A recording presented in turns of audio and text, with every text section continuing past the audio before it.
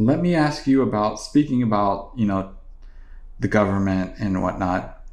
What do you, and I know you spoke a little bit about it when it came to Billy Garland, but what do you think about Napoleon's latest comments saying that the government and the police don't want to solve the 2Pac case, that they never wanted to solve the 2Pac case? Yeah, I totally agree with him back in the 90s. Totally agree with him back in the 90s.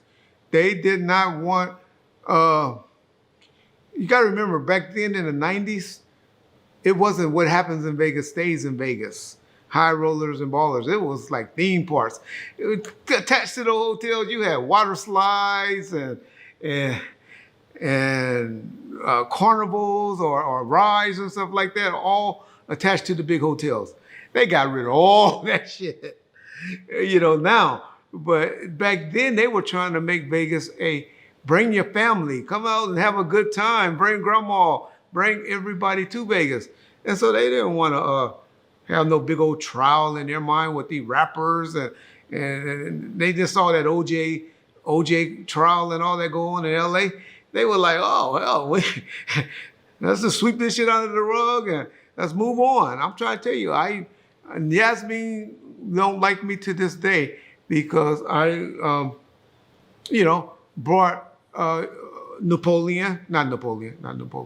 I brought Edie and Yak down to the police station. And they were going to maybe, or take a little at a photo 6-pack. I'll just put it that way. And she's like, how are you going to bring my young son down there without consulting and talking to me? Me and you know each other. And I'm like, well, number one, in my mind back then, now me having a son, 21, 22, 23, I know how slow you motherfuckers are now. I didn't understand that because I was 26, 27 at the time. And I'm like, hey, this is a grown man. He the one made the decision to come. Now me being a parent, I understand totally where Yasmin was coming from. But back then I didn't. But I'm saying all that to say, just this one point, that Vegas police, Sergeant Becker or Bitt, who obviously wasn't a good cop like this investigator that's on the case now, because, man, I'm telling y'all, he done beat up pavement. I know of 6 to 7 people that he's done contacted. And trust me, some things going to be happening real soon. But my point to all of that is,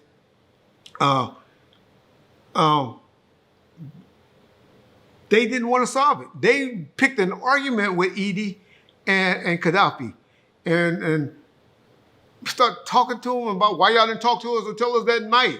Why y'all don't want to cooperate? Why y'all want to cooperate now? Why y'all want to do this?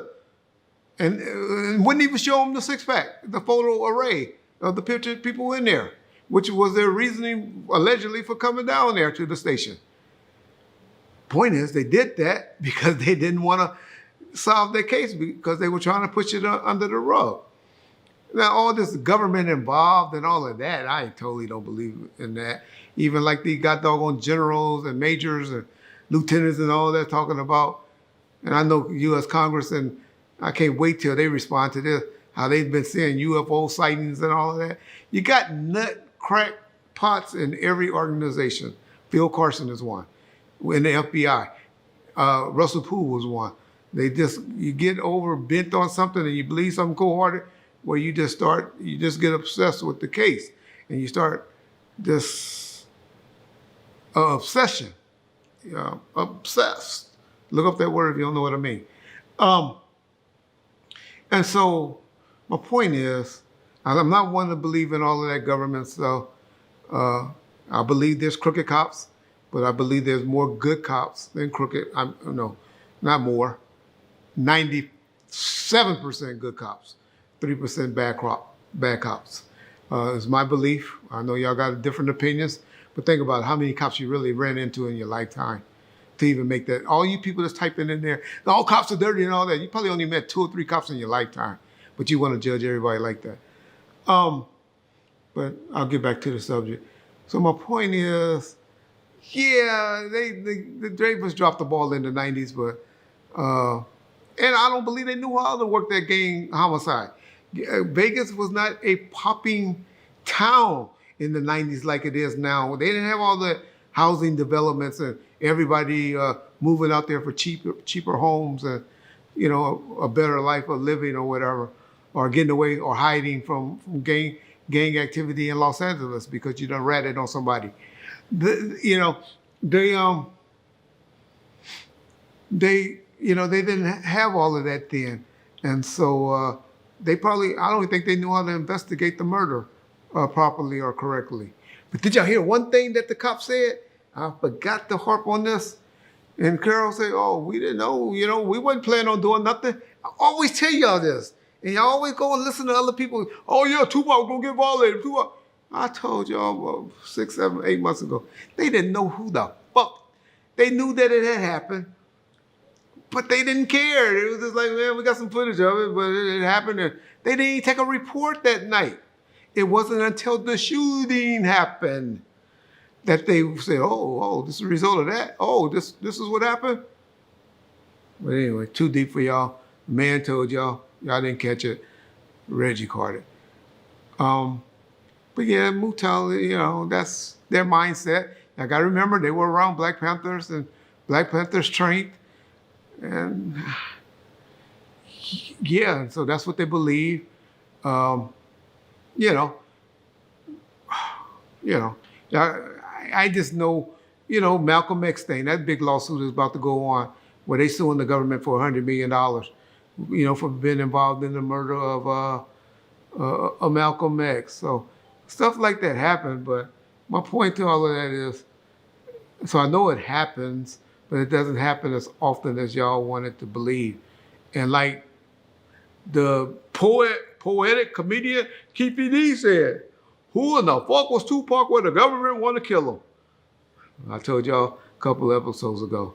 So one goddamn thing I believe that Keefe D stated that he, you know, that wasn't factual, that he didn't know. That opinion that I have to might agree with him. The government wasn't after 2Pac like that. They were after. Y'all say, well, he was, President Quayle mentioned his name and all that. Yeah, mentioned Ice-T's name too. Is he dead? Have they silenced Ice-T? My point is they were really going after Time Warner. Time Warner they got... were just as adamant on Snoop as they were 2Pac. They probably mentioned Snoop more than they mentioned 2Pac. Exactly. So, and Snoop's still alive. Y'all say he's silent. That's why he's rewriting history. I know. Y'all got an answer for everything, but yeah. So my point is, yeah, I understand where Moo is going with it, but I don't agree with him about any conspiracy, government conspiracy. So I'm not one to believe in that yet.